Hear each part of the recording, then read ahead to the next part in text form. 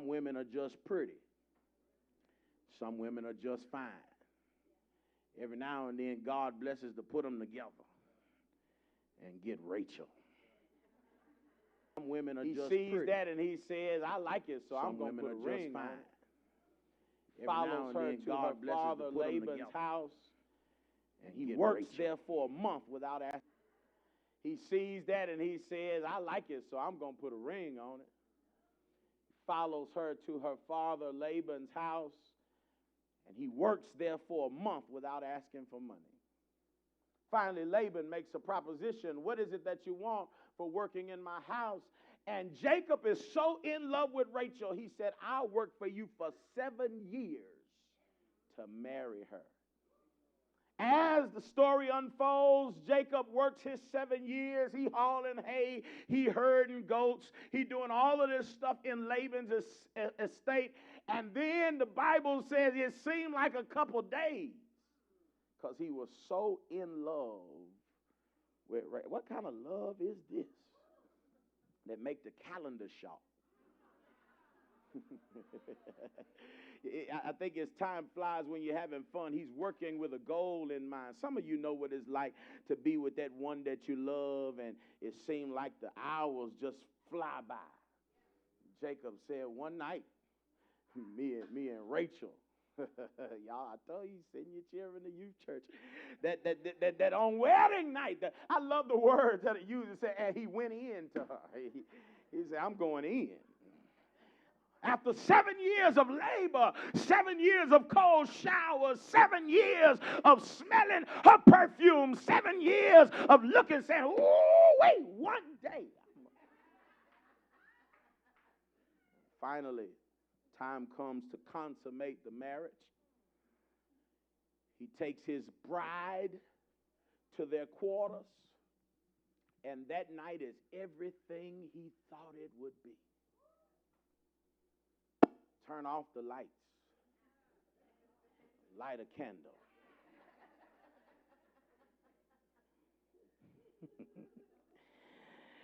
If loving you is wrong,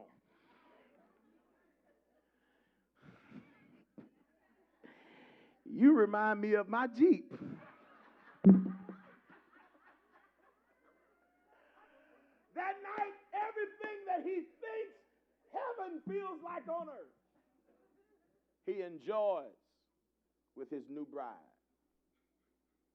And then the morning after, he discovers that he's been laying with Leah.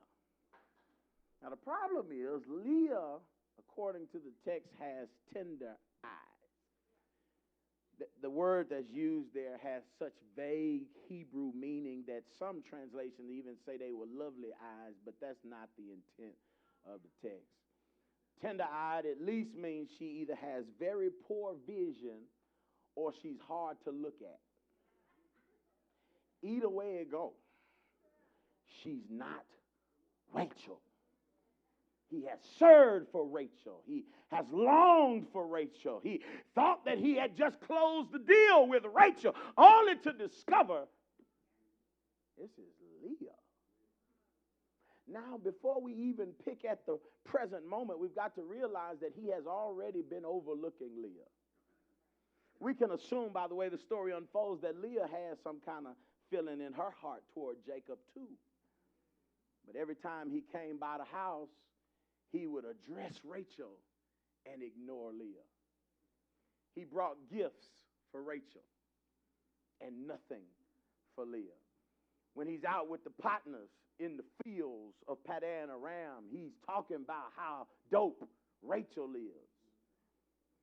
I don't know what's up with her sister. She's been overlooked. And lo and behold, can you imagine what it's like that next morning when Jacob is ranting and raving that he done had relations with Leah? How she must have felt. He's like, ugh. I worked for 7 years for that. The pain, the disgust, the hurt that she must feel of knowing that she does not meet his approval. That she had to be tricked into something good. She's been overlooked. And it continues because the Bible says he's not content with her. He's willing to work 7 more years. And so essentially, don't miss this, he works 14 years for Rachel and none for Leah. Overlooked. Now, as I look out across the room, some of you, I can tell you get what I'm saying already. Because unfortunately, you have known what it's like to feel overlooked, to feel inadequate, to be made to feel like you don't cut it. You're not valuable enough to be considered for. 3 things I'm going to give you in the text, and then I'll bid you good day. First thing the text talks about is a superficial setback. If you're writing, write that down. Leah is only overlooked because of superficial reasons. We're not even given a description of if she mean, if she's sassy. Amen, because sometimes the sisters just be real sassy. And some of you get overlooked because your neck rolled too much. I'm an equal opportunity preacher. Some of you brothers been overlooked because you ain't got a job.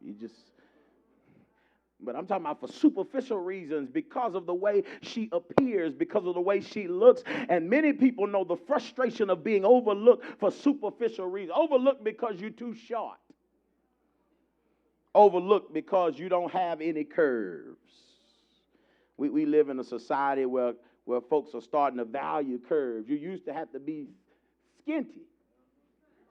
That the desired frame was that of a model. Who was that family? Naomi Campbell. Tall and skinty. Slender. There's a good word. But along came like Beyonce and bring it back, Reverend. And the bright girl, the baddest from Miami. Come on, y'all. Trina. Wait, John. No. not you. Yeah, Trina. And started to reshape what beauty looks like in these states. And so because of that, some of you who just ain't got all of that have been overlooked. African American people are funny because they'll overlook you because you're too dark. I'm just trying to call the roll. You know, we have been indoctrinated with self-hatred.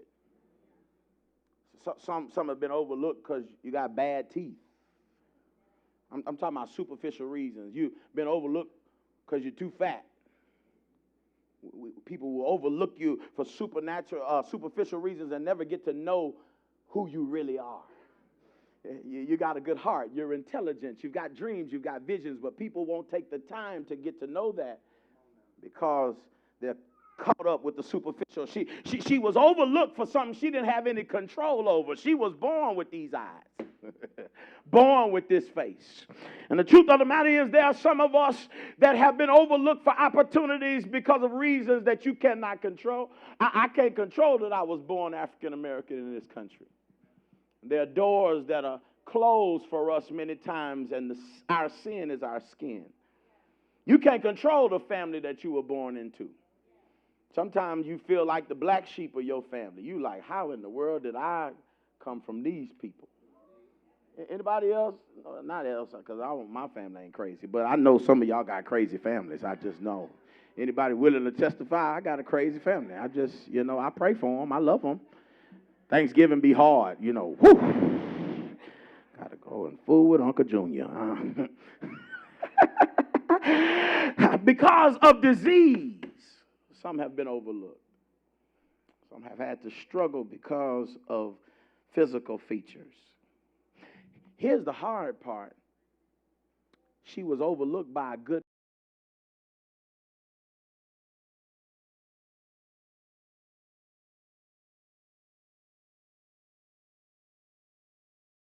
evil people who don't mean nothing overlook you. But what happens when the person who's overlooking you means something to you or has something that you desire and you're constantly being overlooked? I'm talking to that person today that has applied over and over and over again, and people left less prepared and less educated got the job every time.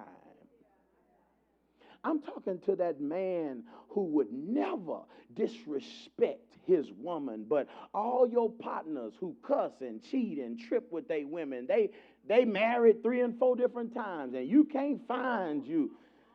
Y'all quiet. And I'm talking about when you've been overlooked and you get to the point where you stop being immature.